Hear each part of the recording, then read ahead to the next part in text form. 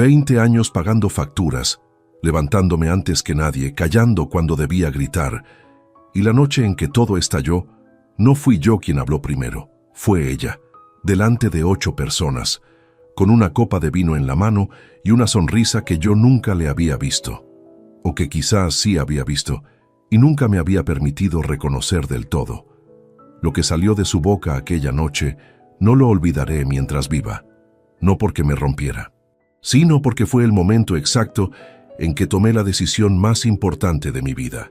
Antes de continuar, suscríbete al canal, activa la campanita, porque todos los días tenemos nuevas historias.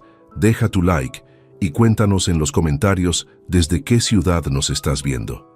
Mi nombre es Salvador Quiroga Medina, tengo 53 años, soy contador público desde hace 26 y llevo casado con Begoña Lara Villanueva 22 años, 4 meses y 16 días. Aunque hoy al decir ese número en voz alta, ya no siento el peso que solía sentir. Siento otra cosa, una claridad fría que solo llega cuando uno ha cruzado al otro lado de algo muy grande y comprende que ya no hay manera de volver atrás. Soy un hombre de números. Me formé en la Complutense a finales de los 80 y aprendí desde temprano de mi padre Ernesto Quiroga que el dinero no se exhibe, se administra, se protege, se hace crecer en silencio. Con esa filosofía construí mi carrera y con esa misma filosofía estaba a punto de desmontar, con calma y con precisión, todo lo que alguien creyó poder quitarme. Aquella noche era sábado, un sábado de finales de octubre, con ese frío seco que llega a Madrid antes de que uno se dé cuenta de que el otoño ya está encima. Begoña había insistido semanas antes en organizar una cena en casa. 8 personas, 2 matrimonios amigos suyos, una prima con su marido y una compañera de trabajo con su pareja. Yo los conocía de cumpleaños y saludos ocasionales. No eran mis amigos, nunca lo habían sido, pero tampoco lo cuestioné.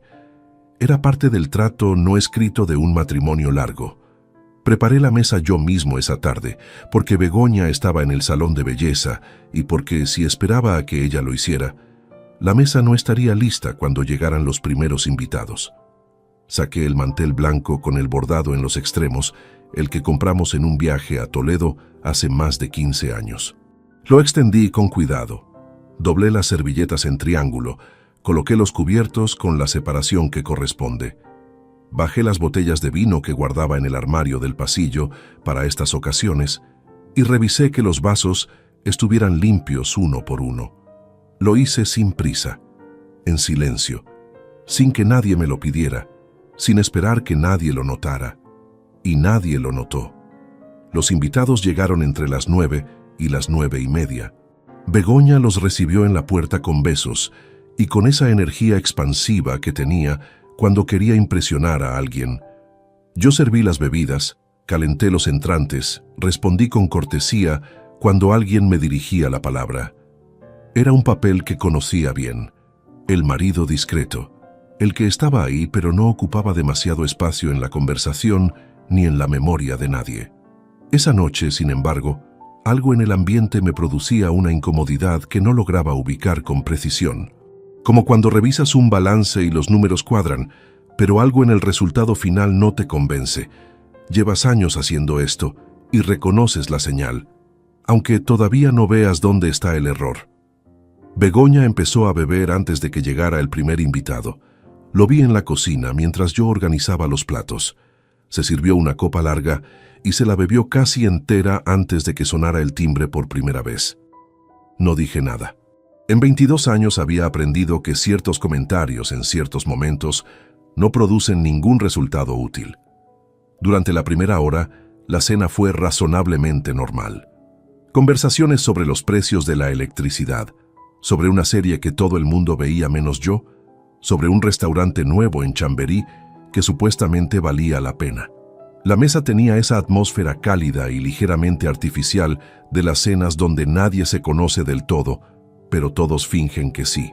El olor del guiso que había dejado a fuego lento todavía flotaba en el aire del salón. Las velas del centro daban una luz que disimulaba bien los años en la cara de todos. Yo participaba cuando tocaba y escuchaba cuando no. Fue después del segundo plato cuando Begoña empezó a perder el hilo. No fue de golpe, fue gradual, como son estas cosas cuando uno las recuerda con honestidad. Primero una risa más larga de lo necesario. Luego una intervención que cortó a otro en mitad de una frase sin disculparse.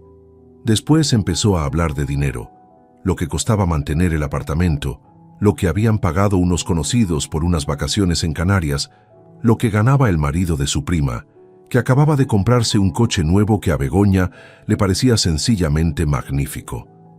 «Claro, es que hay quien tiene ambición», dijo en algún momento, con ese tono a medias entre la broma y la afirmación seria. Nadie respondió. Yo tampoco. Fue entonces cuando se giró hacia mí. «Míralo», dijo, con la copa en la mano y la voz alta y clara para que todos escucharan sin ningún esfuerzo. 20 años y no tiene nada. Un fracasado sin dinero. ¿A que sí, Salvador? El silencio que siguió fue de los que no se olvidan. No fue el silencio incómodo habitual de cuando alguien dice algo inapropiado en una reunión social. Fue otra cosa. Fue un silencio de cristal. Todos lo sentimos romperse al mismo tiempo, pero nadie habló porque nadie quería ser el primero en decir algo después de aquello. Miré a Adrián, mi hijo, 26 años, sentado a mi derecha con la vista fija en su plato. No levantó los ojos, no abrió la boca. Se limitó a alcanzar su copa y beber un sorbo despacio, como si lo que acababa de ocurrir fuera completamente normal. Como si aquellas palabras no tuvieran nada de extraordinario. Eso dolió más que las palabras de ella. Mucho más. Doblé la servilleta despacio, con cuidado. La dejé sobre la mesa al lado del plato, con la misma precisión con que dejo un documento sobre el escritorio cuando he terminado de revisarlo, y no hay nada más que agregar. Me levanté sin prisa, sin mirar a nadie, sin decir una sola palabra. Caminé por el pasillo con pasos regulares, empujé la puerta del dormitorio y la cerré con suavidad al otro lado. No di un portazo. No era necesario. Nunca lo es cuando uno ya ha tomado una decisión. Me senté en el borde de la cama, en la oscuridad. Las voces llegaban amortiguadas desde el comedor, el tintineo de las copas, alguien que retomaba la conversación con demasiado entusiasmo para disimular el silencio anterior, y la voz de Begoña que volvía a reírse como si nada hubiera pasado. Tomé una decisión, no con rabia, sino con la misma claridad fría con que uno encuentra el error en un balance después de horas buscándolo. Todo encaja de repente, todo tiene sentido, y ya no hay marcha atrás porque la verdad no negocia con quien preferiría que no lo fuera. Nadie volvería a hacerme aquello, nunca más, y lo que ocurriría a la mañana siguiente cambiaría todo lo que Begoña y Adrián creían saber sobre mí. Hay cosas que uno construye durante décadas, y que, sin embargo, nunca ocupan espacio en ninguna conversación de sobremesa. No porque sean irrelevantes, sino porque pertenecen a esa categoría de logros silenciosos que el mundo moderno ha decidido que no cuentan si no se exhiben. Empecé a trabajar con 18 años, no porque mi familia lo necesitara con urgencia, sino porque así era mi padre Ernesto, y así fui yo, incapaz de quedarme quieto cuando había algo que hacer. Estudié económicas y contabilidad en la Complutense durante los años en que Madrid olía todavía a transición y a futuro al mismo tiempo, cuando uno podía sentir que el país entero estaba aprendiendo a andar de otra manera. Me licencié en 1991, en plena recesión. Cuando conseguir una plaza de becario ya era considerado un golpe de suerte por cualquiera que hubiera terminado la carrera ese año. La conseguí en un despacho pequeño del barrio de Arganzuela, con 3 socios que me enseñaron que la contabilidad no es solo matemática, es la radiografía exacta de cómo vive una persona, una empresa, una familia. Los números no mienten, las personas sí, pero los números siempre terminan contando la verdad que las personas quisieron ocultar. Con 27 años, abrí mi propio despacho. Con 31 compré el apartamento donde ocurrió todo aquella noche de sábado. Un piso de 87 metros en el barrio de Salamanca, tercera planta, con una cocina estrecha y ventanas que daban a un patio interior. Lo pagué con los ahorros de 4 años y una hipoteca que tardé 9 en cancelar, cada cuota puntual, sin un solo mes de retraso. Estaba registrado únicamente a mi nombre, adquirido el 17 de marzo de 1998, 4 años antes de que Begoña Lara Villanueva entrara en mi vida. La conocí en una cena de empresa en 2001. Era directa, con una energía que entonces interpreté como vitalidad y que, con el paso del tiempo, aprendí a reconocer como algo bastante más complejo. Nos casamos en junio de 2002, con una ceremonia discreta en una iglesia del barrio de Retiro y una comida en un restaurante de la calle Serrano que reservé con 6 meses de antelación. No fue una boda ostentosa. Tampoco fue lo que ella hubiera querido, aunque en aquel momento no lo formuló con esa claridad. Los primeros años funcionaron, o al menos eso creo honestamente al revisarlos desde aquí. Adrián nació en 2003. Begoña dejó su trabajo de auxiliar administrativa cuando el niño tenía 2 años, y yo nunca le pedí que volviera porque los ingresos del despacho cubrían todo sin dificultad. Compramos un coche, reformamos la cocina, pasábamos los veranos en la costa levantina. Era una vida ordenada, predecible, estructurada. El tipo de existencia que yo había edificado para ser exactamente eso, estable. Pero Begoña tenía una relación complicada con lo que poseíamos, no con la cantidad, sino con la apariencia. Le incomodaba que el apartamento no tuviera garaje, que las vacaciones fueran siempre en agosto, como cualquier familia, y no en algún destino que mereciera ser contado. Le incomodaba que yo no llevara marcas visibles, que el coche que compramos en 2014 fuera un berlina funcional y no algo llamativo. Yo escuchaba esas conversaciones con la paciencia de quien sabe que responder solo extiende el problema, y seguía haciendo lo único que sabía hacer bien: trabajar, proteger, administrar. Lo que no registré con suficiente atención fue que ese malestar fue creciendo de forma callada y sistemática durante años, alimentado por comparaciones constantes con las vidas de sus amigas. Begoña frecuentaba mujeres cuyos maridos compraban bolsos sin consultar, organizaban escapadas a destinos que salían en las revistas, renovaban el coche cada 3 años como quien cambia de temporada. Yo no era ese hombre, nunca lo había prometido ser. Debo ser honesto en este punto, porque contar esto a medias no tiene ningún valor. Yo también contribuí a esa distancia. Hubo años en que el despacho absorbió demasiado tiempo, noches en que llegaba tarde y Adrián ya dormía, celebraciones que recordé pero no viví con la presencia que requerían. Fui un proveedor constante y un marido emocionalmente ausente en proporciones iguales, y eso dejó un espacio que nunca me ocupé de cerrar con la atención debida. No lo menciono para aliviar su responsabilidad. Lo menciono porque es verdad y porque ignorarlo convertiría esta historia en algo más cómodo pero completamente deshonesto. Lo que Begoña hizo con ese espacio, sin embargo, fue una elección propia, y las elecciones, tarde o temprano, producen consecuencias que ningún silencio puede detener indefinidamente. Lo que sí advertía, aunque sin acabar de nombrarlo, era que en los últimos 4 o 5 años, la distancia entre nosotros había dejado de ser el desgaste natural de un matrimonio largo y se había convertido en algo diferente. Conversaciones que se acortaban sin motivo aparente.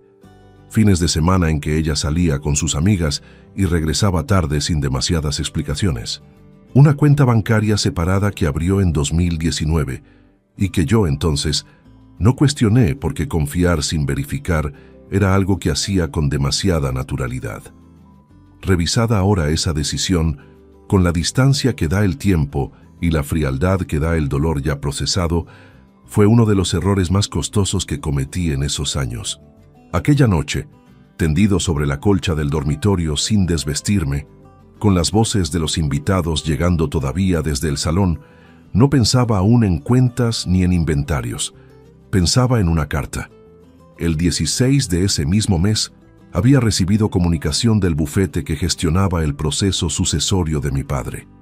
El inventario estaba prácticamente cerrado. Los últimos activos de su distribuidora regional habían sido liquidados, y la confirmación definitiva llegaría en cuestión de días. Ernesto Quiroga nunca habló de cifras en voz alta. Era en eso, como en casi todo, un hombre de silencios productivos. Me quité los zapatos y los coloqué en paralelo al pie de la cama, como hago desde siempre. El techo estaba a oscuras. Desde el salón llegó una carcajada, después el movimiento de sillas, después voces de despedida y el ruido de la puerta cerrándose. Los invitados se marchaban. La cena había terminado. Cerré los ojos. No dormí en mucho tiempo.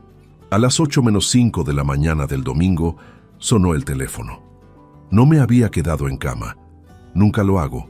Ni siquiera los domingos, ni siquiera en las noches en que el sueño no llega como corresponde. Hay rutinas que uno adquiere con los años y que terminan siendo más resistentes que el cansancio acumulado. Me había duchado, me había vestido con ropa cómoda, había puesto el café a calentar con los mismos movimientos automáticos de siempre.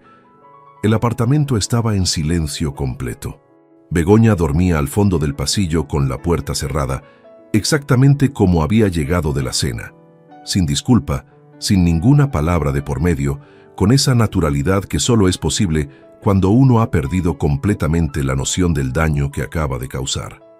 El teléfono estaba sobre la encimera, vi el nombre en la pantalla, Geraldo Prats Soler, Banco Sabadell.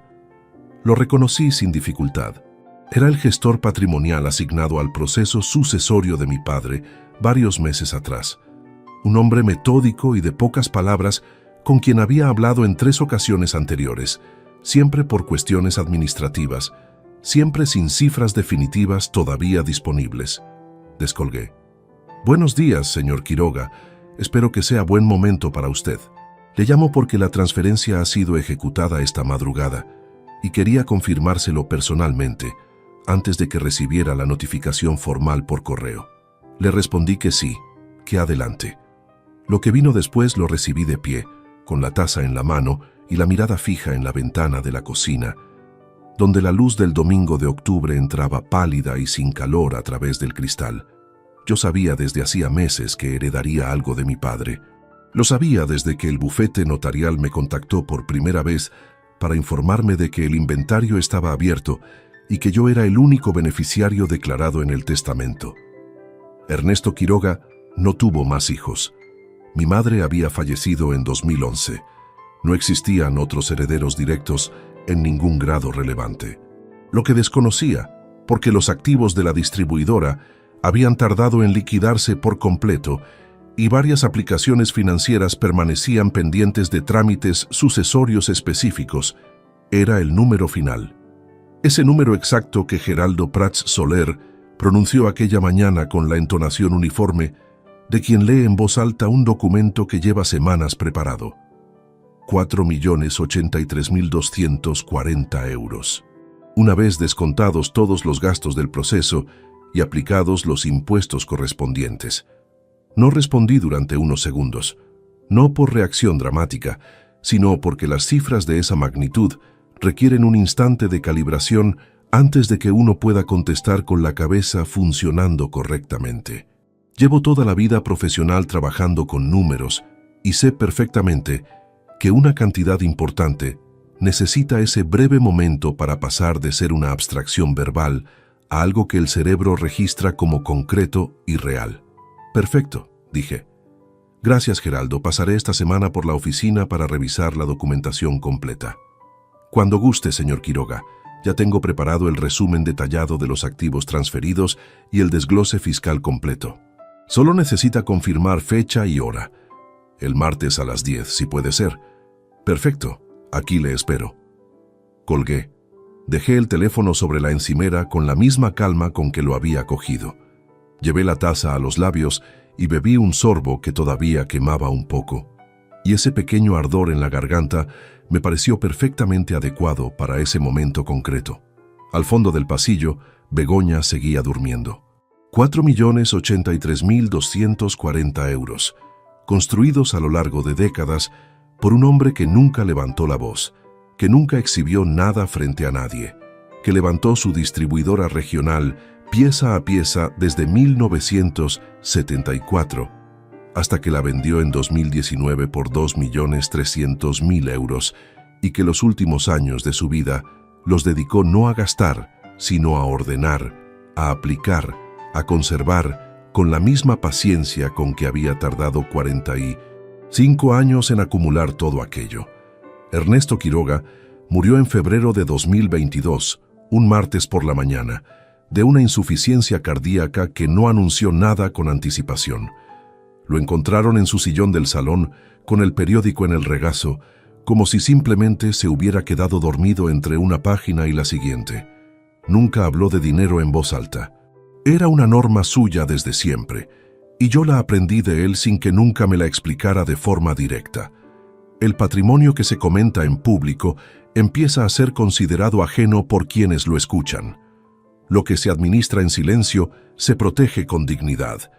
Durante 22 años de matrimonio, Begoña no mostró el menor interés por la familia de mi padre, por su distribuidora ni por el proceso del inventario que llevaba meses tramitándose. No una sola vez me preguntó cómo avanzaban los trámites. No mostró ninguna curiosidad por lo que pudiera quedar de aquella empresa que él había fundado trabajando desde muy joven. Esa indiferencia que durante todo ese tiempo yo había interpretado como respeto hacia mis asuntos propios, aquella mañana de domingo la veía con una claridad completamente diferente. Nunca se molestó en mirar porque nunca creyó que hubiera algo que valiera la pena ver. Me terminé el café frente a la ventana. La calle estaba casi desierta a esa hora. Un hombre paseaba un perro en la acera de enfrente. Una furgoneta de reparto giró por la esquina y desapareció. El sonido de Madrid a las 8 de la mañana de un domingo tiene una honestidad particular. La ciudad sin actuación, sin ritmo forzado, simplemente existiendo. Pensé en Ernesto, en cómo habría respondido él si hubiera estado ahí para presenciar lo de la noche anterior en ese comedor. Era un hombre de gestos precisos y palabras escasas, y lo conocí lo suficiente para saber que su reacción no habría sido de rabia, sino de algo bastante más difícil de nombrar. Esa decepción tranquila de quien reconoce que una persona no era lo que aparentaba, y lo siente más por el tiempo entregado que por el daño recibido. Fui al cuarto que usaba como despacho doméstico. Abrí el cajón inferior izquierdo del escritorio y saqué una carpeta de cartón azul. Dentro estaba la última carta del bufete, los movimientos de las cuentas que administraba de forma exclusiva y 3 extractos bancarios que había revisado la semana anterior con una atención que, en aquel momento, todavía no sabía con exactitud para qué me estaba preparando. Los extendí sobre la mesa. Los números no mienten. Esa fue la primera lección real que aprendí en este oficio y sigue siendo la más sólida después de 26 años. Cuando uno sabe leer un extracto con la formación adecuada, lo que ve no es únicamente una lista de movimientos ordenados por fecha. Ve un patrón, ve una lógica interna, ve las decisiones que alguien tomó creyendo que nadie las leería con suficiente detenimiento. Y ahí, extendidos sobre aquella mesa, los números llevaban tiempo esperando a que yo llegara con los ojos abiertos. Lo que encontraría en esos extractos en los días siguientes sería mucho peor de lo que aquella mañana todavía podía imaginar. El lunes por la mañana, Begoña se levantó a las 10, como si el sábado fuera una fecha del calendario sin ninguna particularidad especial. Pasó por la cocina mientras yo terminaba de revisar unos documentos sobre la mesa del despacho doméstico con la puerta entornada. La oí prepararse un café, abrir el frigorífico, cerrar algún armario. No entró a saludarme. Yo tampoco salí a cruzar el pasillo. Hubo un momento en que el silencio entre las 2 habitaciones era tan denso que uno podría haberlo cortado con cualquier instrumento de precisión. Así transcurrieron las horas del lunes, y las del martes hasta las 10 de la mañana cuando salí al banco. Pero antes de continuar con lo que ocurrió esos días, necesito contar algo que tiene mucho peso en esta historia, aunque no sea inmediatamente visible. Necesito hablar de mi padre. No porque este relato sea sobre él, sino porque, sin entenderlo a él, no se puede entender por qué yo tomé las decisiones que tomé, ni de dónde saqué la templanza para tomarlas de la forma en que lo hice. Ernesto Quiroga Castellano nació en 1944 en un pueblo de la provincia de Cuenca, hijo de un labrador que nunca tuvo tierras propias. Llegó a Madrid en 1962 con 16 años. Una maleta de cuero marrón que yo guardé durante años en el trastero del apartamento, y la instrucción de su padre de no gastar en nada que no fuera estrictamente necesario. Trabajó durante 12 años en distintos oficios que nunca le avergonzó nombrar: mozo de almacén, auxiliar de transporte, encargado de turno en una empresa de distribución alimentaria en Vallecas. Ahorrando cada mes con una disciplina que no tenía nombre en aquella época, solo tenía costumbre. En 1974, con 30 años, fundó Distribuciones Quiroga, S.L. 4 camiones propios, un almacén alquilado en el polígono industrial de Coslada y contratos con 12 proveedores de alimentación básica, que fue ampliando uno a uno durante los siguientes 15 años. No hubo inversión exterior, no hubo socios con capital, solo trabajo diario y una contabilidad que llevaba él mismo en cuadernos de tapa dura, que yo encontré en cajas cuando fui a vaciar su casa después del entierro. Los cuadernos tenían las cuentas al día hasta el año en que se los cedió a un gestor profesional, en 1991. Cada entrada y cada salida registradas con letra pequeña y vertical, en columnas perfectamente alineadas, sin la ayuda de ninguna herramienta que no fuera una regla de metal y un bolígrafo azul. Cuando los revisé por primera vez, aquellos cuadernos me produjeron una emoción que no esperaba. Era exactamente el mismo sistema mental que yo había aprendido a aplicar de forma inconsciente, sin que nadie me lo enseñara de manera directa. La contabilidad como radiografía fiel de una vida, no como herramienta decorativa. De su boca nunca salió una cifra en ninguna conversación, ni en las cenas de Navidad, ni en las comidas del domingo, ni en los cumpleaños, ni en ningún momento en que hubiera otras personas presentes. Si alguien le preguntaba cómo iban los negocios, respondía con una sola palabra: adelante, y cambiaba de tema con la naturalidad de quien ha practicado ese movimiento durante tantos años que ya no le cuesta ningún esfuerzo. Me enseñó eso sin decírmelo, que es la única manera en que ciertas cosas se enseñan de verdad. Lo que sí me dijo, una sola vez, fue algo que no olvidé desde entonces. Tenía yo 24 años y acababa de conseguir mis primeros clientes propios. Me invitó a comer en un restaurante del barrio que frecuentaba desde los años 70, uno de esos locales con manteles de tela y camareros que conocen tu pedido habitual sin que lo pronuncies. A los postres, mientras sostenía la taza de café con las 2 manos, me miró con esa atención directa que usaba cuando algo le importaba de verdad y me dijo: lo que construyas para ti, constrúyelo solo. Lo que sea de los dos será tuyo a medias, y a medias nunca es suficiente protección. No añadió ninguna explicación, no hacía falta. Cuando en 2002 decidí casarme con Begoña, el apartamento del barrio de Salamanca llevaba 4 años registrado únicamente a mi nombre. No fue un cálculo frío ni una señal de desconfianza hacia ella. Fue simplemente seguir una norma que había interiorizado tanto que no contemplé ninguna alternativa. Begoña nunca preguntó por el registro ni por la titularidad. Firmamos capitulaciones en régimen de separación de bienes por sugerencia mía, y ella las firmó sin mayor objeción en aquel momento. Lo que tampoco preguntó nunca fue qué quedaba de la empresa que mi padre había fundado. Cuando en 2019 Ernesto cerró la distribuidora y vendió todos los activos, yo le acompañé al notario para la firma. Begoña supo que ese día existió porque yo llegué tarde a cenar. Nunca preguntó por qué había sido importante. Aquel martes en el banco, Geraldo Prats Soler me recibió en una sala pequeña con una mesa de vidrio y 2 sillas que crujían levemente al moverse. Era un hombre de unos 55 años, cabello gris peinado con orden, chaqueta azul marino.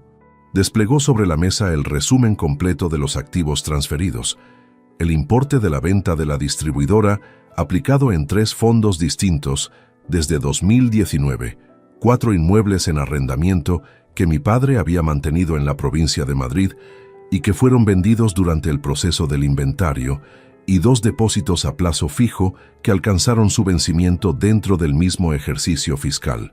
Todo sumaba con exactitud los 4.083.240 euros que había escuchado el domingo por teléfono. Revisé cada línea. Hice 3 anotaciones en el margen del documento, con el bolígrafo que siempre llevo en el bolsillo interior de la chaqueta. Geraldo me observó trabajar sin interrumpir, que es el comportamiento de alguien que sabe distinguir cuándo una persona necesita espacio y cuándo necesita explicaciones. Todo en orden, dije al terminar. ¿Alguna duda sobre la fiscalidad aplicada? Ninguna. El cálculo es correcto. Guardé la copia en la carpeta, estreché su mano y salí a la calle. El sol de octubre pegaba oblicuo sobre la acera. Caminé 2 manzanas antes de detenerme frente a un escaparate sin ver su contenido, con la carpeta bajo el brazo, organizando mentalmente lo que vendría a continuación, porque yo ya sabía, desde el domingo, que la herencia era solo la mitad de lo que necesitaba resolver en los próximos días. La otra mitad estaba en aquellos extractos bancarios que tenía extendidos sobre la mesa del despacho, y esa parte no iba a resolverse con una reunión tranquila en una sala de banco. Esa parte requería otro tipo de precisión. Hay una diferencia fundamental entre revisar los números de un cliente y revisar los propios. Con un cliente, uno mantiene la distancia profesional que permite ver el conjunto con objetividad. Con los propios, cada cifra va acompañada de un recuerdo, de una fecha que uno reconoce, de un contexto que creía conocer y que de repente empieza a mostrar una geometría completamente distinta. Volví del banco a mediodía. Begoña había salido, según el mensaje escueto que me dejó sobre la encimera.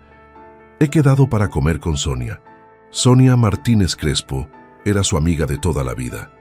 Una mujer de 46 años, divorciada desde 2017 y con una opinión firme sobre los maridos en general que yo nunca había compartido, pero que tampoco me había parecido relevante cuestionar. Me guardé ese detalle sin analizarlo todavía y me fui directo al despacho. Extendí sobre la mesa los 5 años de extractos bancarios de la cuenta conjunta que usábamos para los gastos domésticos. Los organicé por ejercicio fiscal, por trimestre, por mes. Saqué mi bloc de notas de papel cuadriculado, el mismo modelo que uso desde hace 15 años, y empecé a trabajar de la misma forma en que lo hago cuando audito una empresa con irregularidades sospechosas, sin hipótesis previas, dejando que los propios números construyan el relato. Las 2 primeras horas no encontré nada inusual: suministros, alimentación, seguros, cuotas de comunidad, compras recurrentes. El patrón de gasto doméstico de una familia de 3 personas en Madrid. Perfectamente, dentro de los márgenes esperables para nuestro nivel de ingresos.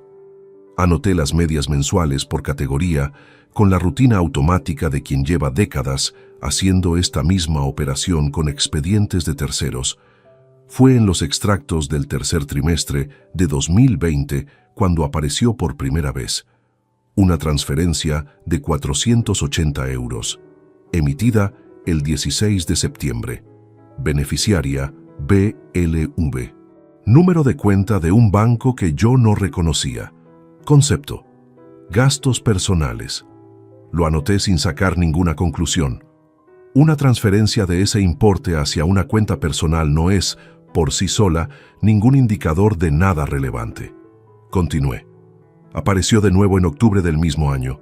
510 euros.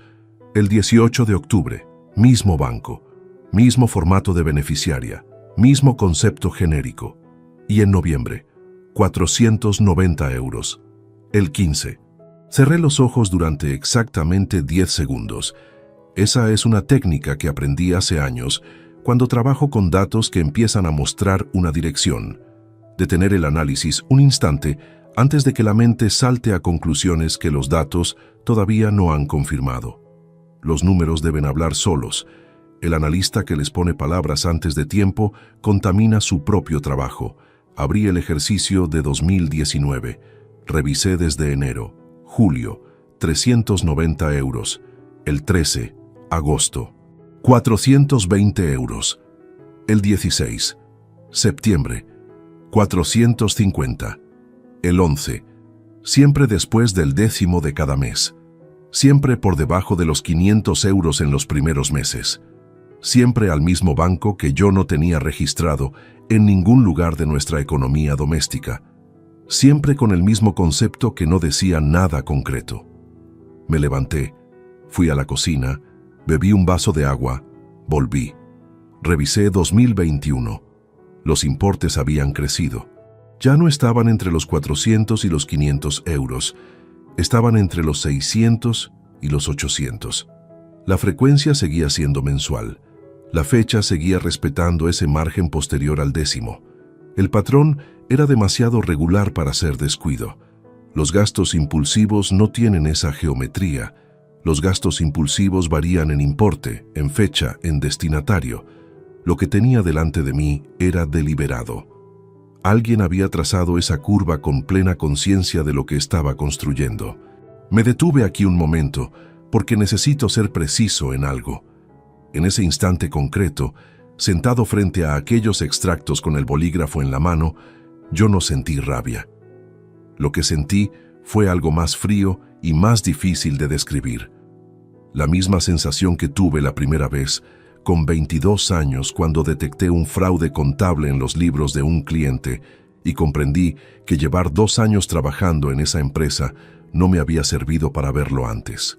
Una mezcla de claridad repentina y vergüenza silenciosa por haber mirado tantas veces sin ver. Calculé el total acumulado desde julio de 2019 hasta el mes anterior a aquel octubre. 87.340 euros transferidos en cuotas regulares, distribuidas con una precisión que yo mismo habría calificado de profesional si la hubiera encontrado en los libros de cualquier otra persona. 87.340 euros que yo había ganado levantándome a las 7 de la mañana durante 4 años, visitando clientes, cerrando declaraciones fiscales, resolviendo auditorías. 4 años de trabajo convirtiéndose en una columna de cifras pequeñas que alguien había sangrado con paciencia y método, confiando en que yo nunca miraría con la suficiente atención. Esa confianza era, de hecho, el elemento más revelador de todo el asunto. Quien había diseñado ese patrón me conocía bien. Sabía que yo no revisaba los gastos domésticos línea por línea porque confiaba. Sabía que una cantidad por debajo de los 500 euros no activaría ninguna alerta en mi cabeza. Sabía que el concepto genérico era suficiente, porque yo nunca había cuestionado los gastos personales de nadie que viviera bajo ese techo. Había sido utilizada, con precisión calculada, la misma confianza que yo consideraba una virtud del matrimonio. Anoté el número total en el blog. Lo encerré en un rectángulo, como hago con los datos que necesitan atención prioritaria en cualquier expediente. Lo que todavía no sabía era a dónde iba ese dinero exactamente una vez que llegaba a esa cuenta que yo no reconocía. El número de cuenta de destino era real, estaba registrado y pertenecía a una entidad bancaria operativa. Pero el destinatario final, el uso concreto de esos fondos, todavía era una incógnita que los extractos domésticos solos no podían resolver. Esa respuesta requería otro tipo de herramienta. Guardé los papeles en la carpeta azul, la misma donde tenía ya la documentación del banco. La coloqué en el cajón inferior del escritorio y lo cerré con llave, que era algo que no hacía habitualmente porque hasta aquella semana no había tenido razón concreta para hacerlo. Antes de acostarme esa noche, busqué en mi agenda el número de Marcos Fuentes Izquierdo. Lo había conocido 3 años atrás en un seminario de fiscalidad patrimonial, un abogado especializado en derecho de familia y gestión de bienes con el que había intercambiado tarjetas y alguna conversación breve sobre casos que se solapaban entre su especialidad y la mía. Nunca habíamos trabajado juntos, pero recordaba su nombre con claridad, porque era uno de esos profesionales que hablan poco y razonan en voz alta con una precisión que uno reconoce inmediatamente cuando lleva suficientes años en esto. Le escribí un mensaje de texto corto. Le pedí una reunión discreta para esa misma semana, sin detallar nada más, que era un asunto personal, que era urgente. Respondió en menos de 10 minutos. Mañana miércoles a las 17. Confirme. Confirmé. Apagué la lámpara del escritorio. El apartamento estaba en silencio. Begoña había vuelto a última hora de la tarde y se había encerrado en el dormitorio sin cruzar palabra conmigo, lo cual, en aquellas circunstancias, me resultaba una comodidad que no esperaba agradecer. Esa noche sí dormí, no bien, pero dormí. Porque hay algo en tener un plan concreto que aquieta el tipo de tensión que no tiene salida cuando uno se queda sin ningún paso siguiente que dar. Y yo ya tenía el siguiente paso. El domingo por la tarde llamé a Adrián. No lo hice con ningún plan particular respecto a esa conversación. Lo hice porque soy su padre y porque llevaba más de 16 horas con la imagen de su mirada fija en el plato, grabada en algún lugar que no conseguía silenciar. Hay cosas que uno puede aparcar con disciplina mental: la rabia, la humillación pública, incluso la traición cuando todavía no tiene nombre completo. Pero la imagen de un hijo mirando hacia abajo mientras su padre es destruido delante de 8 personas tiene una persistencia particular que no cede con facilidad. Respondió al segundo tono: papá, así, sin más, con esa neutralidad que los jóvenes de su generación han convertido en un escudo tan habitual que ya no distinguen cuándo lo están usando y cuándo no. Le dije que quería hablar, que no hacía falta que viniera al apartamento, que podíamos quedar en cualquier sitio tranquilo. Me respondió que estaba en su piso y que podía acercarse si yo quería. Quedamos en el bar de la esquina de su calle, uno de esos locales de barrio con mesas de fórmica y una televisión encendida en el fondo que nadie mira realmente. Llegué antes que él. Pedí un café solo y esperé. Adrián tiene 26 años y se parece a mí en la estructura de la mandíbula y en la forma de andar, pero en poco más. Es un muchacho de gestos abiertos, de conversación fácil cuando está cómodo, de un optimismo natural que yo siempre atribuí a la ventaja de haber crecido sin las carencias materiales que formaron el carácter de mi padre y, en menor medida, el mío.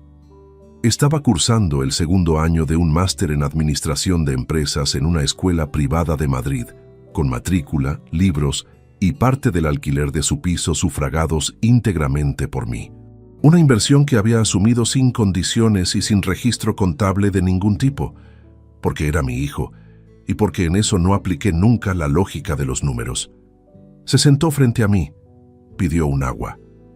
Me miró con esa expresión ligeramente defensiva que uno adopta cuando sabe que viene una conversación difícil y preferiría que no llegara. Le pregunté directamente cómo había visto lo de la noche anterior. Hubo una pausa, corta pero suficientemente larga para revelar que había ensayado alguna versión de su respuesta. Papá, mamá había bebido, ya sabes cómo se pone. Le dije que sí, que lo sabía, y que precisamente porque lo sabía, esperaba que alguien en esa mesa hubiera dicho algo. Otra pausa. No iba a ponerme en medio de eso. Le expliqué con la voz plana que uso cuando controlo deliberadamente el tono, que no le pedía que se hubiera puesto en medio de nada, que bastaba con no quedarse inmóvil, que hay momentos en que el silencio no es neutralidad sino una declaración de posición, y que él tenía edad suficiente para saber la diferencia. Fue entonces cuando ocurrió lo que convirtió aquella conversación en algo que no esperaba.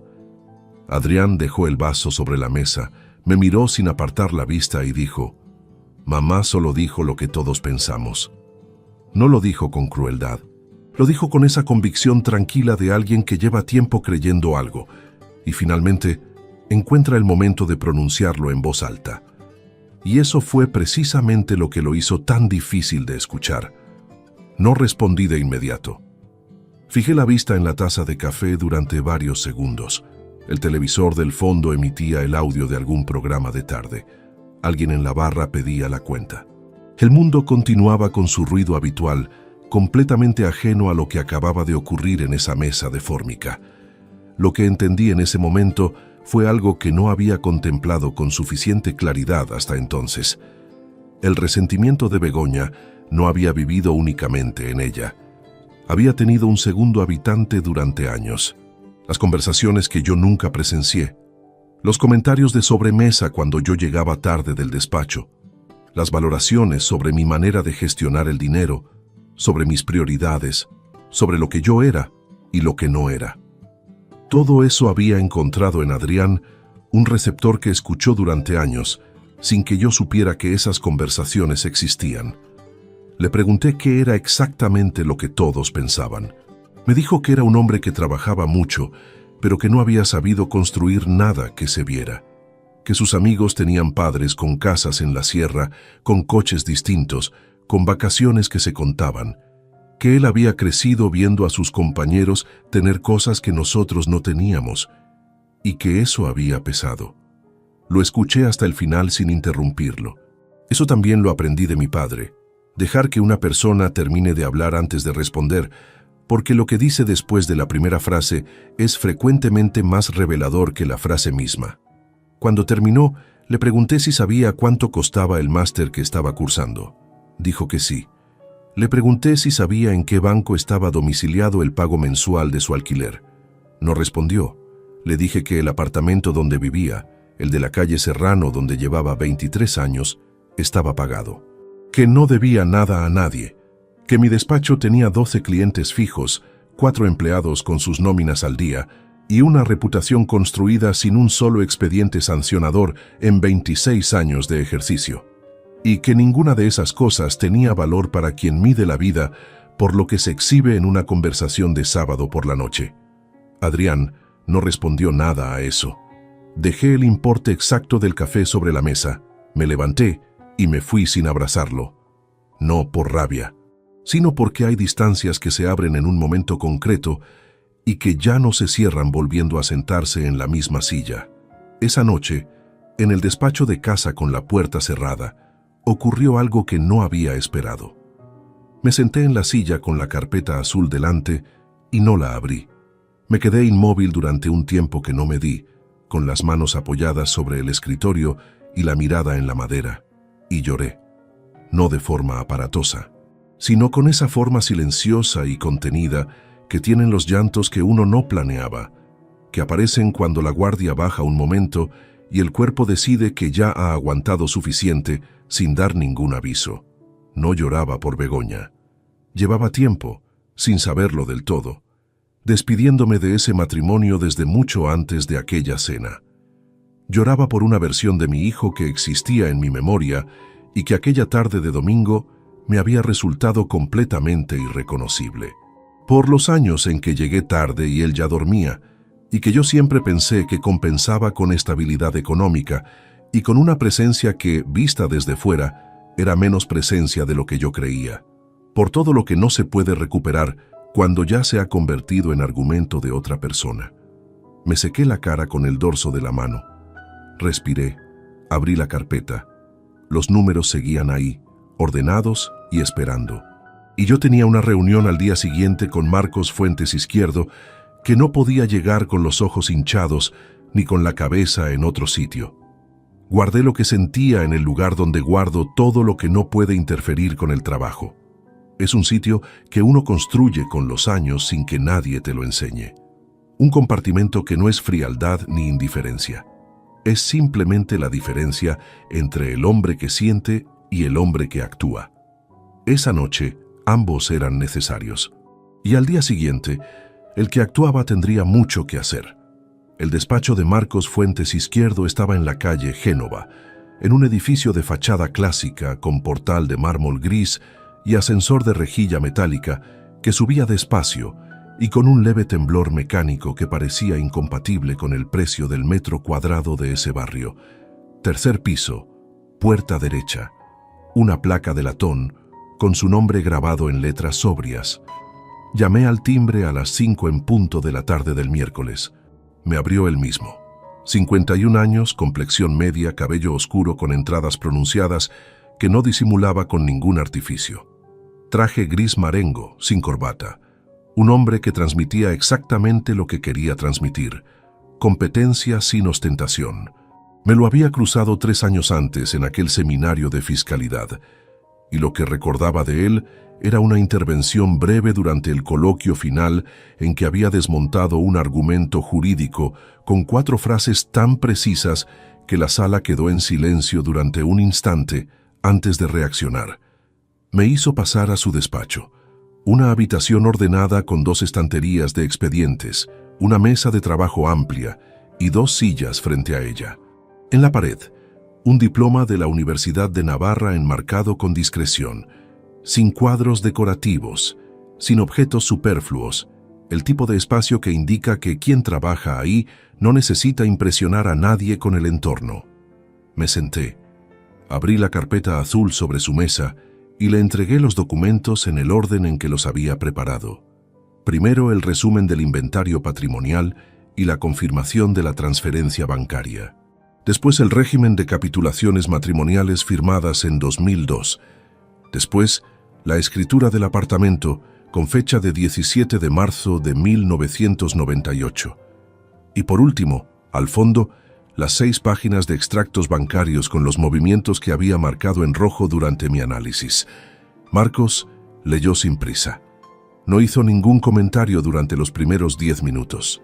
Pasaba las páginas con calma, retrocedía ocasionalmente a alguna hoja anterior, tomaba notas con un bolígrafo negro en un bloc que sacó del cajón lateral sin pedirme permiso para hacerlo.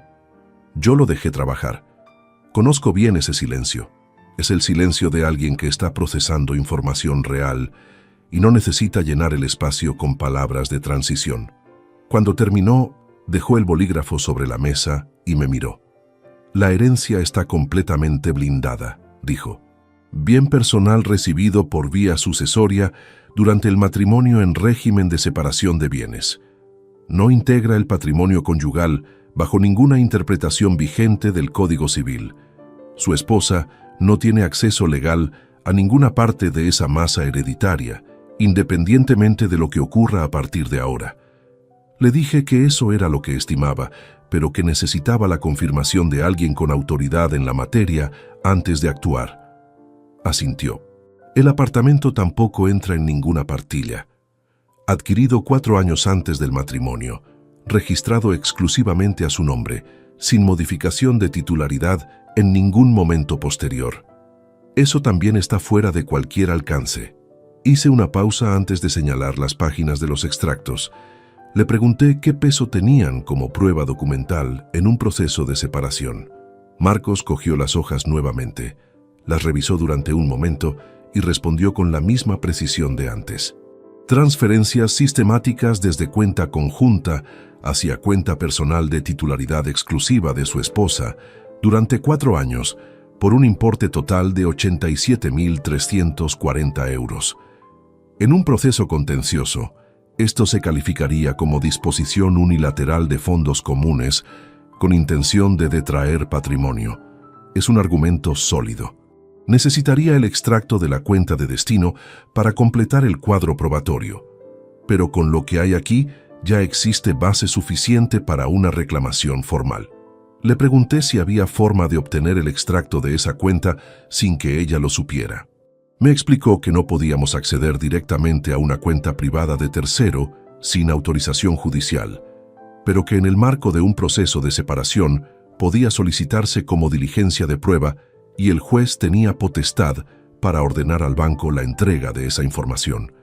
Sin embargo, añadió, si yo quería saber el destino de esos fondos antes de iniciar el proceso formal, existía otra vía, un investigador privado con habilitación legal para documentar movimientos patrimoniales. No era una vía que recomendara por defecto, pero en casos donde la información previa era relevante para diseñar la estrategia, tenía sentido contemplarla. Anoté ese dato. Lo que Marcos expuso a continuación fue el esquema completo de lo que él denominó el orden correcto de los pasos. No era solo una cuestión legal, me explicó, sino también táctica. Un proceso de separación mal secuenciado podía alertar a la otra parte y provocar movimientos de ocultación de bienes que después complicarían enormemente la recuperación.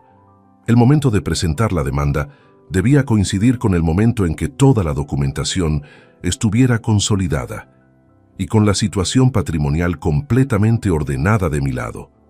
¿Cuánto tiempo necesita para tener todo listo?, le pregunté. 3 semanas desde hoy, si usted me entrega los documentos complementarios que le voy a pedir. Registro actualizado de todos los bienes a su nombre, certificado de saldo de todas las cuentas en la fecha que fijemos, y cualquier comunicación escrita o digital que considere relevante como respaldo documental. Le dije que lo tendría en 4 días. Trabajé el resto de esa semana y la siguiente con la misma concentración que pongo en una auditoría compleja. Por las mañanas atendía el despacho con normalidad. Los clientes, las declaraciones pendientes, las reuniones de cierre de trimestre, todo funcionando en su ritmo habitual, porque cualquier alteración en la rutina profesional habría sido visible para personas que me conocían desde hacía años. Por las tardes, en casa, con Begoña ausente, o en el dormitorio con la puerta cerrada, como era ya la dinámica habitual de aquellos días, preparaba la documentación que Marcos necesitaba. En ese intervalo ocurrió algo que no tenía previsto. Un jueves por la tarde, mientras yo organizaba el último bloque de documentos sobre la mesa del despacho doméstico, escuché la puerta del apartamento. Eran las 7 menos cuarto. Begoña no solía volver antes de las 8.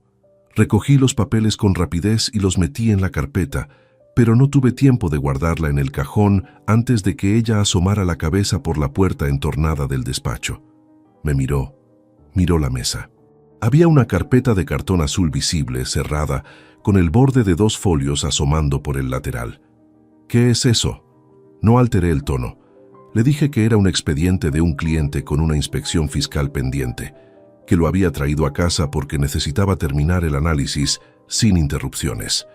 Se quedó un instante en el umbral con una expresión que no era exactamente desconfianza, pero que tampoco era indiferencia completa. Luego dijo que iba a preparar la cena y desapareció por el pasillo. Me quedé inmóvil durante varios segundos con la carpeta en las manos y el corazón latiendo a un ritmo que no era el habitual. Si ella hubiera dado 2 pasos hacia la mesa, si hubiera cogido la carpeta, si hubiera abierto la primera hoja y visto el membrete del Banco Sabadell y mi nombre impreso debajo del concepto de transferencia sucesoria, todo el trabajo de las últimas semanas habría quedado expuesto en ese instante, y la ventaja que yo había construido con paciencia se habría evaporado antes de poder utilizarla. No la abrió.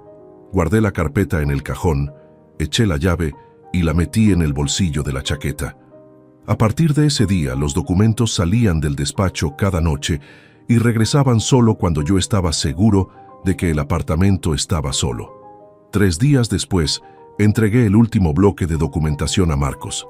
Me llamó esa misma tarde para confirmar la recepción. Su voz tenía esa cadencia uniforme de quien trabaja con asuntos graves con tanta regularidad que el peso de ellos ya no se le nota en el habla. Todo en orden, Salvador. Podemos fijar la fecha. Le dije que cuando él considerara que estaba todo consolidado, la semana que viene, el martes. Colgué. Fui a la ventana del despacho y miré la calle. Era media tarde y la luz de octubre caía ya con ese ángulo bajo que alarga las sombras sobre el asfalto. 3 semanas atrás, en esa misma ventana, había sostenido una taza de café mientras Begoña dormía, y el número de 4.083.240 euros se instalaba en mi cabeza por primera vez. Mucho había cambiado desde entonces, y Begoña, al otro lado del pasillo, todavía no sabía absolutamente nada de lo que estaba a punto de llegar. El viernes antes del martes en que todo terminaría, Begoña preparó lentejas. No era un hecho extraordinario en sí mismo, pero las lentejas con chorizo eran el plato que ella hacía desde el principio del matrimonio, cada vez que el frío de verdad llegaba a Madrid, con ese punto de pimentón ahumado que yo nunca conseguía replicar cuando lo intentaba. Y ese viernes de finales de octubre las preparó sin que nadie se lo pidiera, con la olla express silbando en la cocina a mediodía y ese olor denso y familiar extendiéndose por todo el apartamento. Me llamó a comer con una voz que no tenía la carga de las últimas semanas. Puso los platos en la mesa pequeña de la cocina, que era donde comíamos cuando no había visitas, y se sentó frente a mí, con una expresión que reconocí de años atrás, una apertura cautelosa, el gesto de alguien que está tanteando un terreno sin pronunciar todavía las palabras que realmente quiere decir. Comimos durante un rato sin hablar demasiado. Me preguntó cómo iba el despacho. Le respondí que bien, que el cierre de trimestre había sido limpio. Me contó que había hablado con su madre por teléfono y que no se encontraba bien del todo. Asentí. Le dije que lo sentía. Fue entonces cuando dejó la cuchara sobre el plato y me miró de una forma que no había usado en mucho tiempo. «Salvador, ¿estás bien?» No era una pregunta defensiva ni estratégica. Era la pregunta de alguien que lleva días observando a otra persona y finalmente decide pronunciarla en voz alta. Y en su tono había algo que me costó identificar al principio, porque llevaba demasiado tiempo sin escucharlo. Una preocupación genuina. No la preocupación de quien teme perder algo, sino la de quien mira a alguien que conoce desde hace 22 años y detecta que algo en ese hombre ya no está donde solía estar.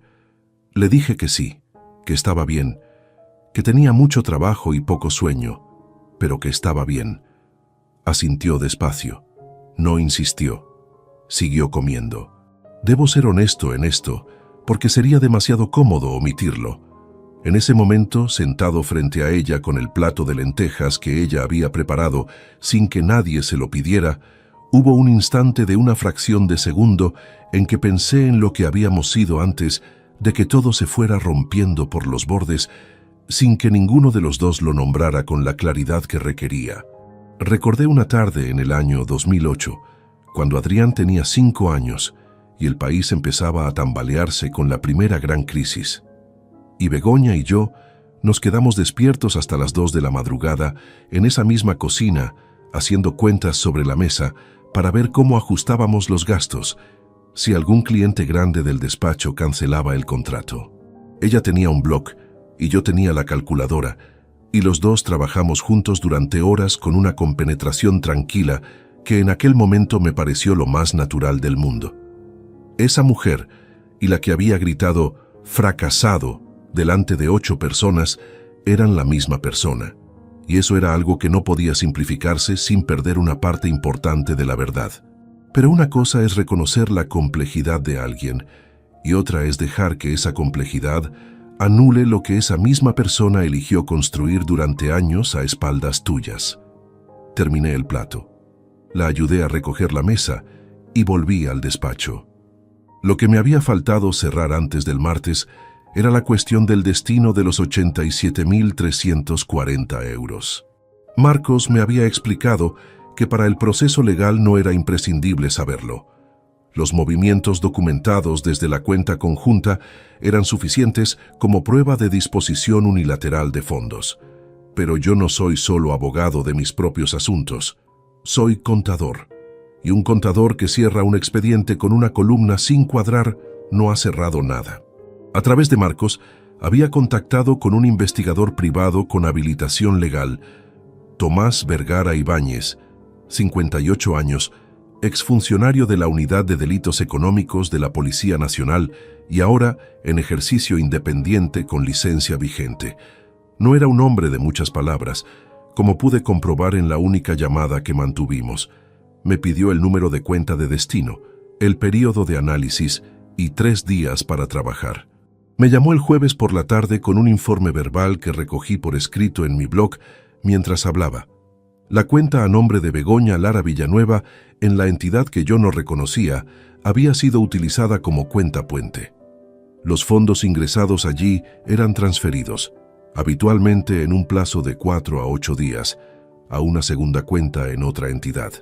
Esa segunda cuenta presentaba movimientos regulares de pago a un arrendador, gastos de mantenimiento recurrentes y compras en comercios de decoración y mobiliario. El arrendador correspondía a un inmueble de 49 metros cuadrados en el barrio de Chamberí, alquilado desde enero de 2020. Le pregunté si había nombre de arrendatario. Me lo dio. No era un nombre que yo conociera. Un hombre de 43 años, según los datos registrales que Tomás había podido verificar por vía legal. Lo que sí quedaba claro en el patrón de gastos era que Begoña no había estado acumulando ese dinero como fondo de reserva personal. Lo había estado gastando de forma sistemática en el mantenimiento de un espacio del que yo nunca había tenido ningún conocimiento. Anoté el nombre completo en el blog. Cerré la tapa. Lo guardé en la carpeta junto al resto de la documentación. No sentí rabia en ese momento. Lo que sentí fue la misma sensación que cuando terminas de cuadrar un balance complicado y el número final encaja con precisión, una satisfacción técnica completamente separada del peso emocional de lo que ese número representa. El análisis estaba completo. El expediente estaba cerrado. Esa noche, sin embargo, no dormí bien. No por lo que había descubierto sobre Begoña, sino por algo diferente y más difícil de gestionar. Me incorporé a las 3 de la madrugada, fui a la cocina y me senté en la misma silla donde habíamos comido las lentejas. La oscilación del frigorífico era el único sonido del apartamento. Pensé en los 49 metros en Chamberí, pensé en enero de 2020, que era el mes en que Adrián empezó el bachillerato y yo cerré el mejor ejercicio fiscal de mi carrera. Mientras yo celebraba ese año como un punto alto de todo lo que había construido, otra cosa se estaba construyendo en paralelo con mi propio dinero. Permanecí en esa silla durante 40 minutos, sin mover nada excepto la respiración. No lloraba. Ya no quedaba nada que necesitara ese tipo de salida. Lo que quedaba era solo el peso concreto de lo que significa descubrir que has vivido 2 vidas al mismo tiempo sin saberlo, y que una de ellas nunca fue tuya. A las 4:20 volví a la cama. El sábado y el domingo transcurrieron sin incidentes notables. Begoña salió el sábado por la tarde y regresó a las 9. El domingo leí, revisé un expediente de trabajo, cociné algo sencillo para los dos. La superficie de esos 2 días era completamente normal. Por debajo, el martes se acercaba con la puntualidad implacable de los plazos que uno mismo ha fijado. El lunes por la noche, preparé la carpeta definitiva. Todos los documentos en el orden que Marcos me había indicado. La escritura del apartamento encima. El resumen del inventario debajo. Los extractos bancarios en el tercer bloque. El informe de Tomás Vergara al fondo, como último argumento. La cerré. La coloqué junto a mi maletín. Al día siguiente, antes de salir, dejaría encima de la mesa del salón algo que Begoña no esperaba encontrar. Y después de ese momento, nada en ese apartamento volvería a ser lo que había sido hasta entonces. El martes amaneció con una niebla baja que cubría las calles del barrio de Salamanca, con esa luz difusa y sin sombras que tiene Madrid algunos días de noviembre cuando el invierno todavía no ha terminado de decidirse. Me levanté a las 6:15, me duché, me afeité con la misma cuchilla que tenía desde hacía semanas, me puse el traje gris que reservo para reuniones con clientes importantes. No porque la mañana lo requiriera en términos de protocolo, sino porque hay actos que merecen que uno llegue a ellos con la dignidad de quien sabe exactamente lo que está haciendo. Preparé café.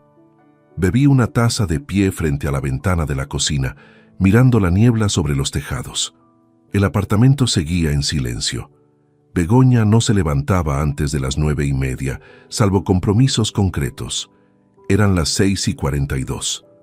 Fui al salón. Saqué del maletín el sobre que Marcos había preparado la semana anterior. Tamaño folio, papel craft, con mi nombre en el remite y el membrete del despacho de Marcos Fuentes Izquierdo, impreso en la esquina superior izquierda. Dentro estaba la solicitud formal de separación matrimonial con todos los anexos documentales que la respaldaban. Lo coloqué en el centro de la mesa del salón, sobre el mantel de hilo que Begoña había comprado en una tienda de El Escorial hace 4 años y que sacaba solo para las ocasiones que consideraba importantes. Cogí el maletín. Me detuve un segundo en el umbral del pasillo. Al fondo la puerta del dormitorio estaba cerrada. No había ningún sonido. Solo la respiración del apartamento, ese conjunto de crujidos mínimos y corrientes de aire que uno aprende a conocer después de años viviendo en el mismo espacio. Salí. Cerré la puerta principal con suavidad. Bajé las escaleras a pie, como siempre.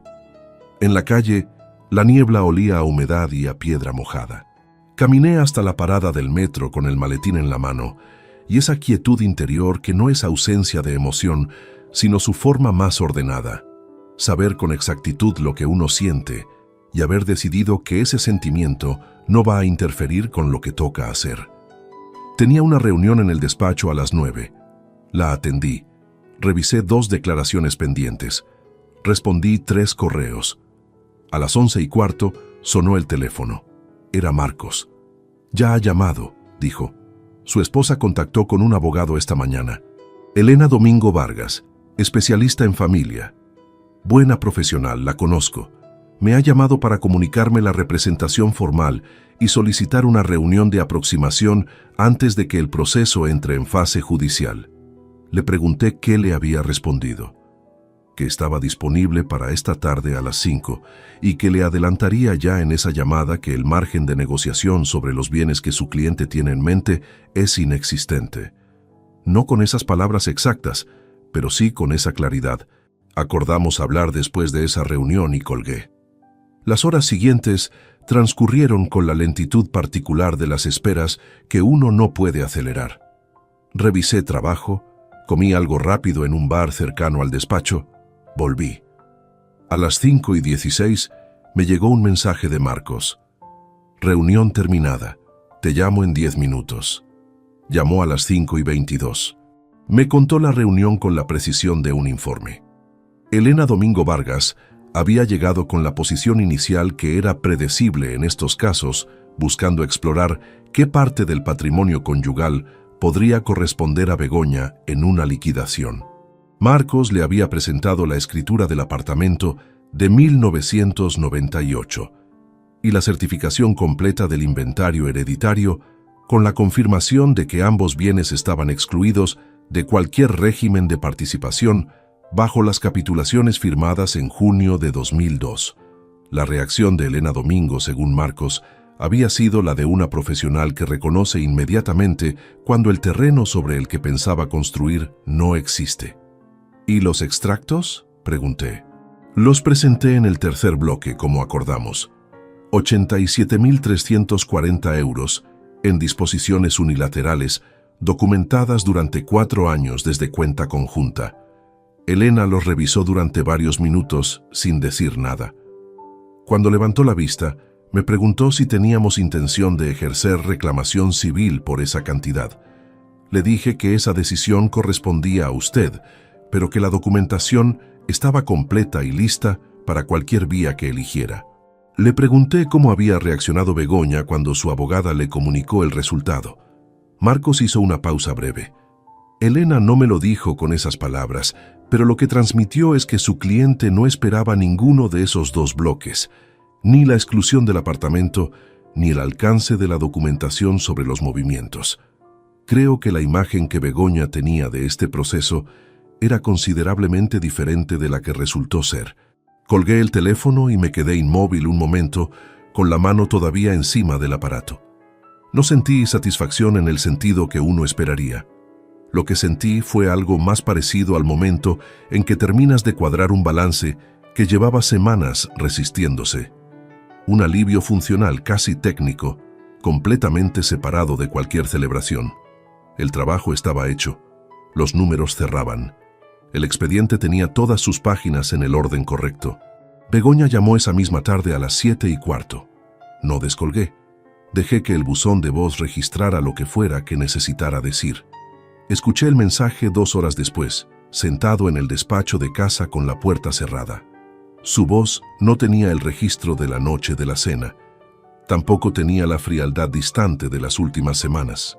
Tenía algo diferente, una fragilidad contenida que yo reconocí porque la había escuchado antes, en otros momentos de crisis de ese matrimonio, y que siempre había funcionado como llave para abrir una conversación que terminaba en un punto sin cambio real. Esta vez no llamé de vuelta. Lo que me resultó más revelador de ese mensaje no fue el tono ni las palabras. Fue lo que no estaba. Ninguna mención a los extractos bancarios, ninguna explicación sobre los 87.340 euros, ninguna referencia al apartamento de Chamberí que Tomás Vergara había documentado. Solo el nombre pronunciado 2 veces y una frase: necesito que hablemos. 22 años de matrimonio y en el momento en que el suelo desaparece, la respuesta es: necesito que hablemos. No era crueldad por mi parte no devolver esa llamada. Era simplemente el reconocimiento de que ciertas conversaciones, cuando llegan demasiado tarde, no son conversaciones. Son aplazamientos del momento inevitable, vestidos con la ropa de la urgencia.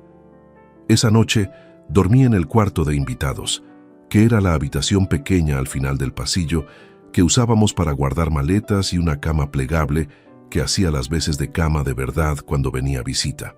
La hice con sábanas limpias que saqué del armario del pasillo y me acosté con la ventana entornada. Desde la calle llegaba el ruido lejano de un bar que cerraba tarde y el paso ocasional de algún coche. Madrid a medianoche tiene ese sonido de ciudad que no termina del todo de dormirse. Al fondo del pasillo, Begoña estaba en el dormitorio principal del apartamento, que era exclusivamente mío desde el 17 de marzo de 1998. El proceso de separación continuaría su curso en los días y semanas siguientes, con la mecánica propia de estos procedimientos. Plazos, notificaciones, comparecencias. Marcos lo gestionaría con la misma precisión que había demostrado desde el principio. Elena Domingo Vargas, según me dijo Marcos en una llamada posterior, había aconsejado a su cliente aceptar las condiciones del proceso sin litigio adicional, dado el estado de la documentación presentada y la solidez legal de las exclusiones patrimoniales. Begoña saldría del apartamento en un plazo de 4 semanas con los bienes personales que le correspondían bajo las capitulaciones y una liquidación de la parte proporcional de los ahorros conjuntos que no estaban afectados por la reclamación de los extractos. Una cantidad razonable para alguien que durante 22 años no había trabajado fuera del hogar y que, si hubiera elegido un camino diferente, habría tenido una base más sólida desde la que comenzar de nuevo. Lo que no recibiría era ni un euro de la herencia de Ernesto Quiroga, ni ninguna parte del apartamento donde había vivido sin nunca molestarse en saber a nombre de quién estaba registrado. Esa semana, mientras el proceso avanzaba en silencio por los canales que correspondían, yo tenía todavía una cosa más que hacer, y esa cosa se llamaba Adrián. La carta para Adrián no la escribí con rabia. La escribí un jueves por la mañana, en el despacho de casa, con el mismo bolígrafo con que anoto los márgenes de cualquier expediente profesional, porque ese era exactamente el registro que correspondía, el de un documento formal, no el de un reproche. Marcos me había ofrecido redactarla él desde su despacho con el formato de notificación legal. Se lo agradecí y le dije que prefería escribirla yo mismo, que él la revisara desde el punto de vista jurídico y que después procediera al envío por los cauces que correspondían. Hay cosas que uno no puede delegar completamente, aunque pueda delegar la forma en que llegan. Tardé 40 minutos en escribirla, no porque me faltaran las palabras, sino porque me sobran cuando se trata de algo que importa de verdad, y en estos casos la precisión exige quitar más que añadir. Le informaba de que a partir de la fecha de recepción de esa comunicación, cesaba todo soporte económico de mi parte hacia él, la matrícula del máster, el pago mensual parcial de su alquiler y la cobertura de su póliza de salud privada. Le explicaba que esa decisión no era una reacción impulsiva ni una medida temporal condicionada a ninguna conversación futura. Era una consecuencia directa y permanente de una elección que él había hecho libremente en una tarde de domingo, en un bar de su barrio, cuando me miró a los ojos y me dijo que su madre había dicho lo que todos pensaban. No había acusación en esa carta.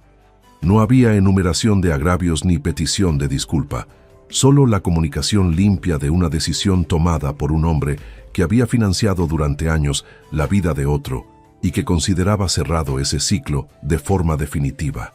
Al final añadí una sola frase que no era legal sino personal. Espero que lo que construyas a partir de ahora lo construyas con tus propias manos. Es la única manera en que algo realmente te pertenece.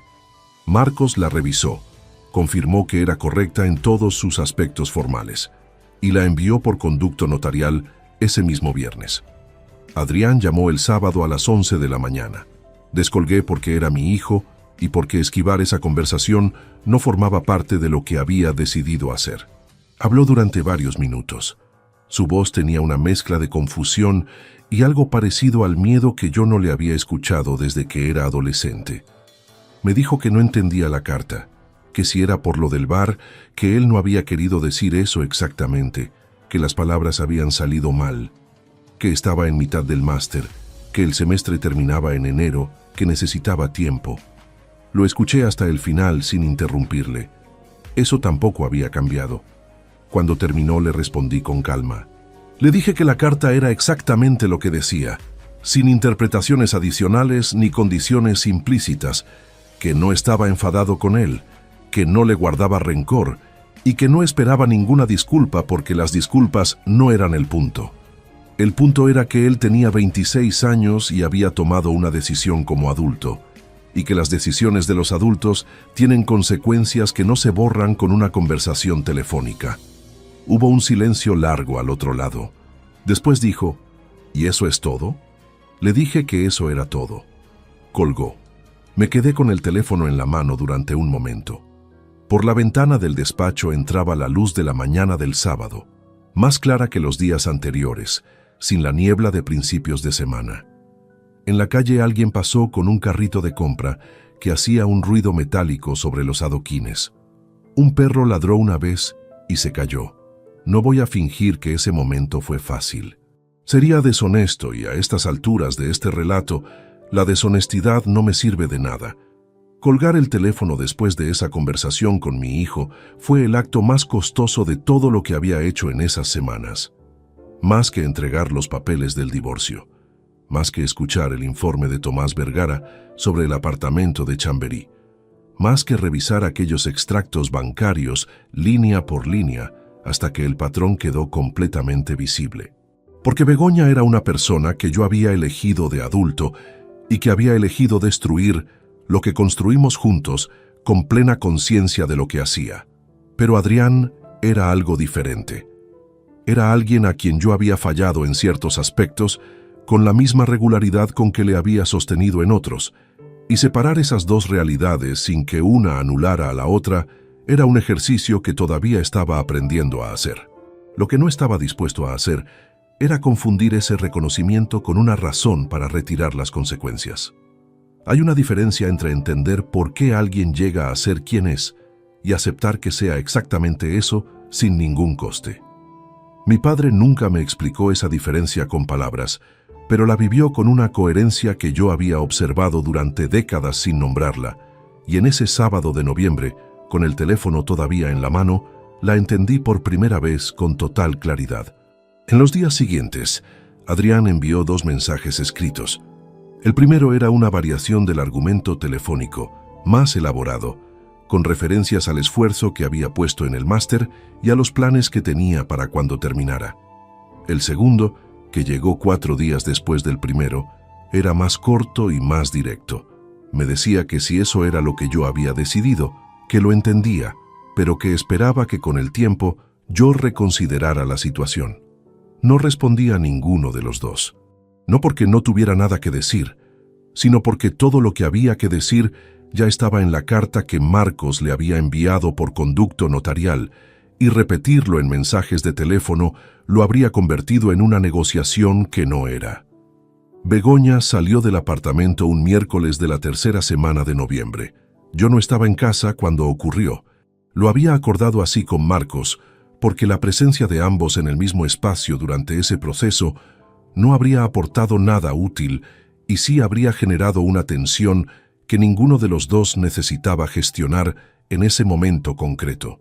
Cuando volví a última hora de la tarde, la mitad del armario del dormitorio estaba vacía, el mueble del baño tenía huecos donde antes había frascos y sobre la mesa de la cocina había una llave, la llave de la copia que le había hecho cuando nos casamos. La cogí. La sostuve un momento en la palma de la mano.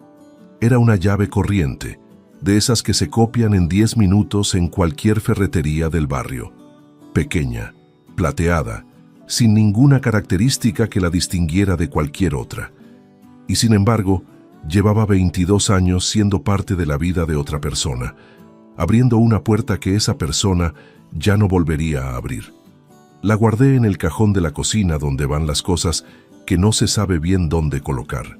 Esa noche cené solo por primera vez en décadas en ese apartamento.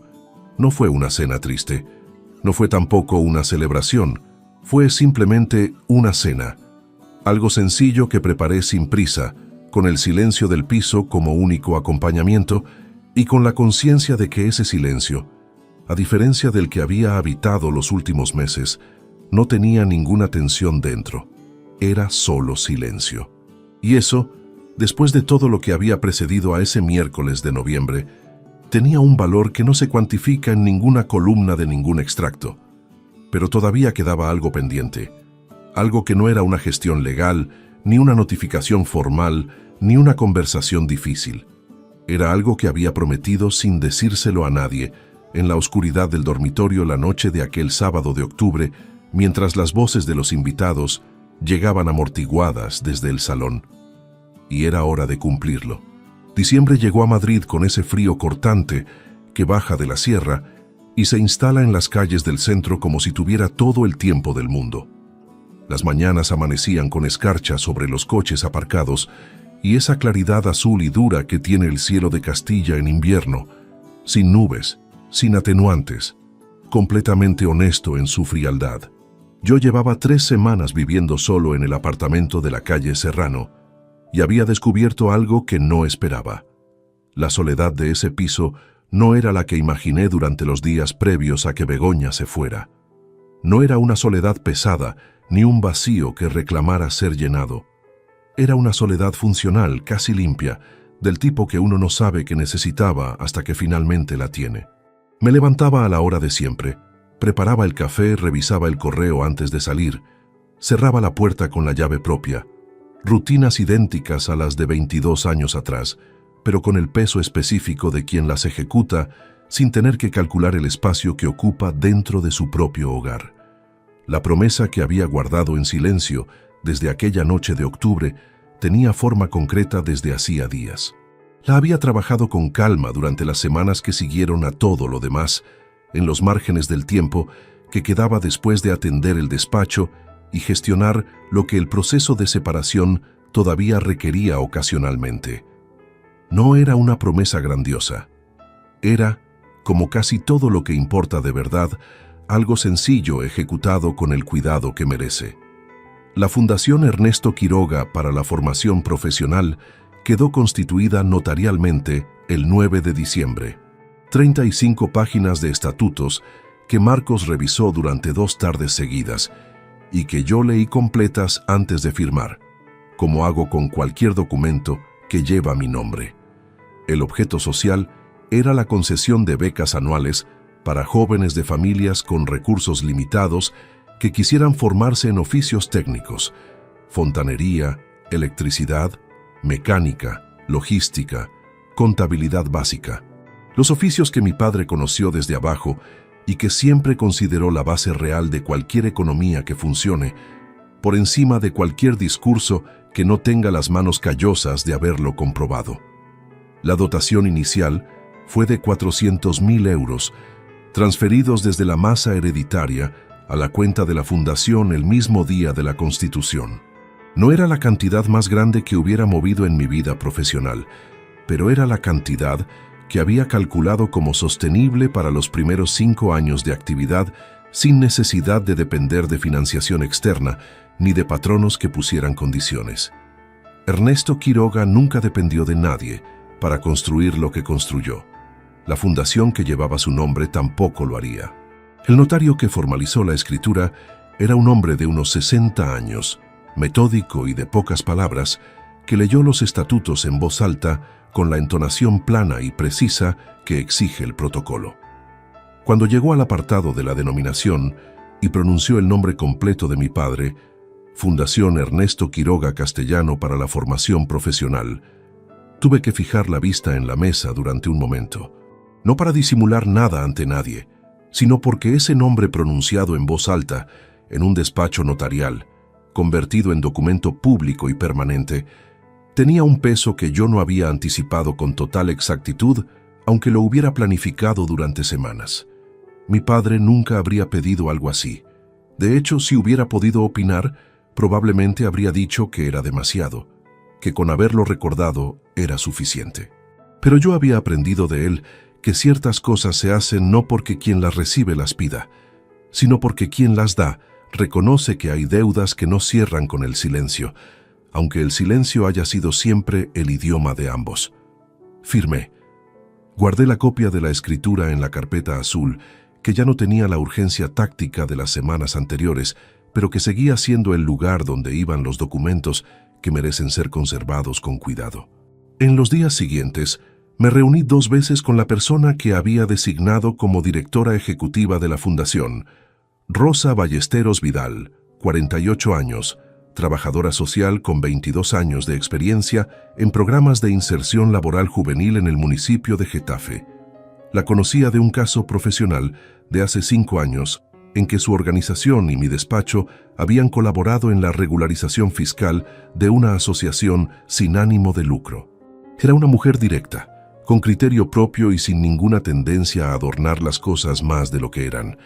Exactamente el perfil que necesitaba alguien que gestionara dinero destinado a jóvenes que no tienen margen para que ese dinero se pierda en burocracia innecesaria. En nuestra segunda reunión, mientras revisábamos el calendario de la primera convocatoria de becas, Rosa me preguntó por qué ese nombre para la fundación. No con indiscreción, sino con la curiosidad directa de alguien que cree que entender el origen de una iniciativa ayuda a ejecutarla con el espíritu correcto. Le conté algo de mi padre. No todo, lo suficiente. Que era un hombre que había llegado a Madrid con 16 años y una maleta de cuero marrón, que había construido una empresa sin un solo socio ni un solo préstamo que no hubiera podido devolver por sus propios medios, y que murió en su sillón con el periódico en el regazo, sin haber pronunciado jamás en público una sola cifra de lo que valía lo que había levantado. Rosa me escuchó sin interrumpir. Cuando terminé dijo: «Entonces la fundación tiene el nombre correcto». No añadí nada más. No hacía falta. Hay algo que no he mencionado todavía y que pertenece a este último tramo de la historia porque no encajaba antes sin romper el ritmo de lo que estaba ocurriendo. Desde aquella noche de octubre, desde el momento exacto en que doblé la servilleta y me levanté de la mesa en silencio, guardé esa servilleta en el cajón de la mesilla del dormitorio, no como reliquia ni como símbolo deliberado. La guardé porque cuando llegué al cuarto y me senté en el borde de la cama en la oscuridad, la seguía teniendo en la mano, y cuando la dejé sobre la mesilla y no la tiré, algo en ese gesto pequeño me dijo que todavía no era el momento de hacerlo. La encontré de nuevo una tarde de diciembre, mientras ordenaba el cajón. Era una servilleta de tela blanca con bordado fino en el borde, del mismo juego que el mantel que yo había extendido esa tarde antes de que llegaran los invitados. La sostuve un momento. Estaba perfectamente doblada en triángulo, exactamente como la había dejado sobre la mesa aquella noche antes de levantarme. El tejido no tenía ninguna marca, ninguna arruga que no fuera la del pliegue. Era, en todos los sentidos visibles, una servilleta completamente ordinaria. Y sin embargo, era la última cosa que mis manos habían tocado en ese comedor antes de que algo en mí tomara la decisión que cambió todo lo que vino después. No con un golpe sobre la mesa, no con una palabra levantada, no con ninguno de los gestos que la situación habría justificado, con el gesto más contenido que existe: doblar algo con cuidado y dejarlo donde corresponde antes de marcharse. La tiré esa tarde, no porque ya no significara nada, sino exactamente por lo contrario, porque ya lo había significado todo lo que necesitaba significar, y conservarla más tiempo habría sido el inicio de algo que yo no tenía ninguna intención de construir, que es la costumbre de vivir mirando hacia atrás. Hay personas que salen de algo como esto convertidas en una versión más dura de lo que eran, más cerradas, más desconfiadas, con esa cicatriz visible que funciona como advertencia permanente a todo lo que viene después. No me reconozco en esa descripción y no creo que sea el camino que produce algo útil a largo plazo. Salí de estos meses con algo diferente, una claridad sobre lo que valoro y lo que no estoy dispuesto a tolerar, que antes existía como intuición vaga y ahora tiene la solidez de algo que ha sido probado bajo presión real. Adrián no ha vuelto a llamar desde aquella conversación del sábado. Quizás lo haga en algún momento, quizás no. Esa puerta no está cerrada con llave, pero tampoco está abierta de par en par esperando. Está simplemente donde la dejé, en su sitio, sin dramatismo, disponible para el día en que él decida cruzarla con los pies sobre el suelo y sin esperar que yo retire las consecuencias de lo que ocurrió como condición previa a cualquier conversación real. Lo que sí sé, con la certeza de quien ha tenido tiempo de pensarlo con calma, es esto. Si algún día Adrián tiene hijos propios y llega el momento en que construye algo con sus propias manos durante años y descubre que alguien a quien ama lo menosprecia en público, espero que recuerde este año. No para imitarme en todo, sino para saber que doblar la servilleta y levantarse en silencio no es resignación. Es el primer movimiento de quien ya sabe exactamente lo que va a hacer a continuación y tiene la paciencia suficiente para esperar el momento correcto. Mi padre nunca levantó la voz para que lo respetaran. Construyó 4 millones de euros en silencio y murió leyendo el periódico en su sillón sin que nadie a su alrededor supiera completamente lo que valía. Yo no soy mi padre. Pero esa mañana de domingo en que Geraldo Prats Soler pronunció ese número por teléfono y yo lo escuché de pie frente a la ventana de la cocina, con la taza en la mano, entendí por fin lo que él había intentado enseñarme durante toda su vida sin usar una sola palabra para hacerlo. El valor de un hombre no se mide en lo que muestra, se mide en lo que construye cuando nadie está mirando, en lo que protege cuando llega el momento de protegerlo y en la forma en que se levanta de la mesa cuando ya no hay nada más que decir. Esa noche de octubre me levanté de la mesa y desde entonces todo lo demás ha ido exactamente como debía ir. Si te gustó esta historia, dale like al video, suscríbete al canal y comparte tus impresiones en los comentarios. Para escuchar la próxima historia, haz clic en la caja de la izquierda. Gracias por vernos.